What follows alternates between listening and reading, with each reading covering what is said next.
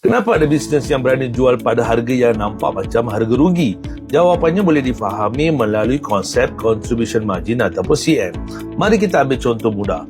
Katakan satu produk dijual pada harga RM10, manakala variable cost seperti kos produk dan packaging ialah RM6 seunit.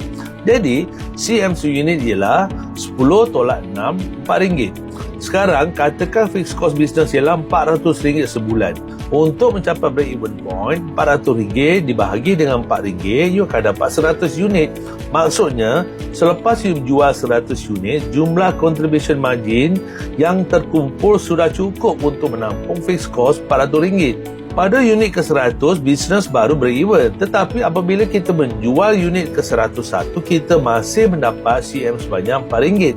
Oleh sebab fixed cost telah pun ditampung, RM4 daripada unit ke-101 itu mula menyumbang kepada profit. Unit ke-102 tambah lagi RM4. Kalau jual 200 unit, profit yang terhasil ialah 200 unit didarab dengan RM4, ditolak dengan RM400 fixed cost, RM400. Jadi, poin pentingnya bukan sekadar tengok harga jual. Kita perlu faham berapa CM setiap unit, berapa fixed cost dan berapa unit diperlukan untuk break-even. Sebab tu, harga yang lebih rendah tak semestinya bermaksud bisnes rugi. Tetapi kalau CM terlalu kecil, volume yang diperlukan untuk cover fixed cost akan menjadi jauh lebih tinggi. Jadi, sebelum buat keputusan untuk turunkan harga, kira contribution margin dahulu.